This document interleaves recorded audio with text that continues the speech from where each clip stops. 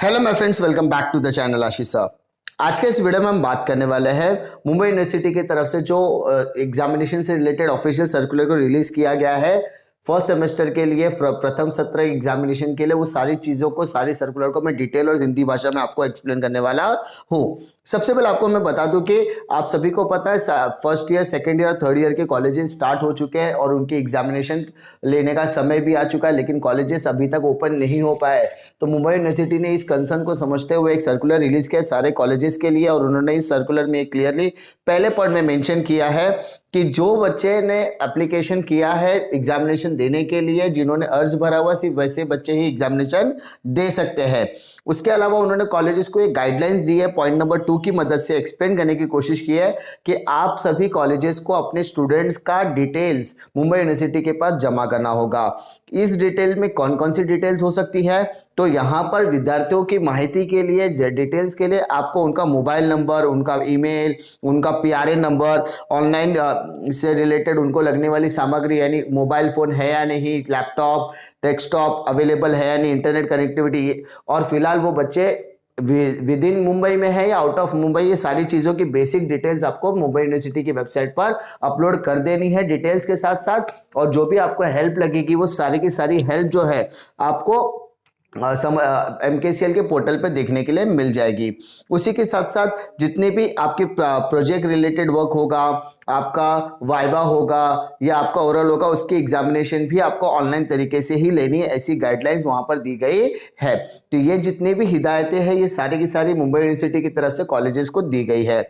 इसके बाद यहाँ पर परीक्षा लेने के लिए, एग्जामिनेशन लेने के लिए बहुत सारी योजनाएं बनाने के लिए कहा गया है कॉलेजेस के लिए, और साथ ही साथ ये कहने की कोशिश की गई है कि यहाँ पर आप क्लस्टर तरीके से, जैसा कि आप सभी को पता है फाइनल ईयर की जो एग्जामिनेशन 2019-20 की बैच की अक्टूबर और नवंबर मंथ में हुई थी, उस सारे एग्जामिनेशन में क्लस्टर का सबसे बड़ा रोल था। यहाँ पर क्लस्टर में एक लीड कॉलेज होता है, उसके अंडर में 5-6 से लेकर 10 कॉलेजेस अंडर में होते हैं। जो लीड कॉलेजेस कहेगा उसी के गाइडलाइंस के हिसाब से बाकी सब लोगों को कोऑर्डिनेशन के हिसाब से एग्जामिनेशन प्लान करना होता है।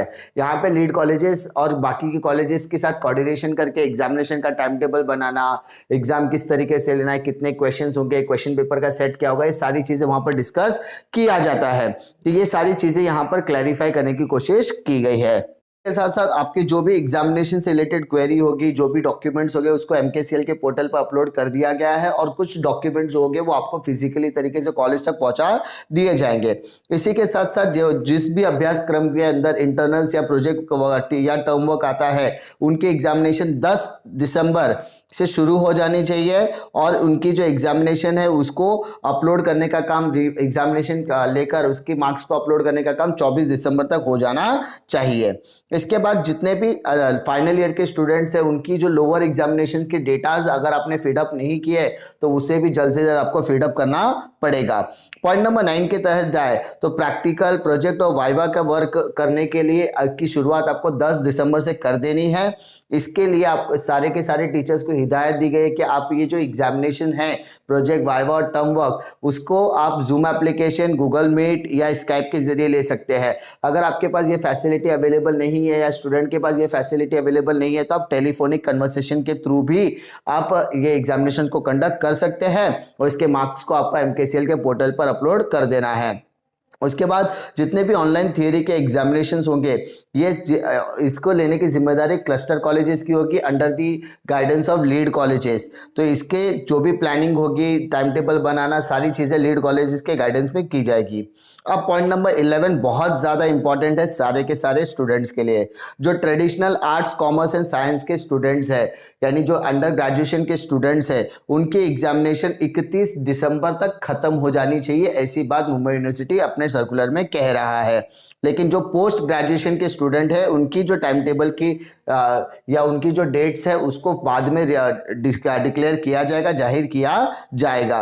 लेकिन जो व्यावसायिक कोर्सेस है, जो कमर्शियल कोर्सेस है, जो बाइफोकल के कोर्सेस है, उन सबके एग्जामिनेशन 15 जनवरी 2020 के पहले खत्म हो जाना चाहिए, 2021 के पहले खत्म हो जाना चाहिए, ऐसी बात वो कह रहे हैं। सिर्फ फर्स्ट ईयर के कोर्सेज को, जैसे आपको पता है फार्मेसी, आर्किटेक्चर के सब पहले फर्स्ट सेमेस्टर के एग्जामिनेशन एडमिशन अभी तक खत्म नहीं हुई है, तो उनके एग्जामिनेशन लेना पॉसिबल नहीं है, उनकी अलग से एक डेट्स अनाउंस की जाएगी।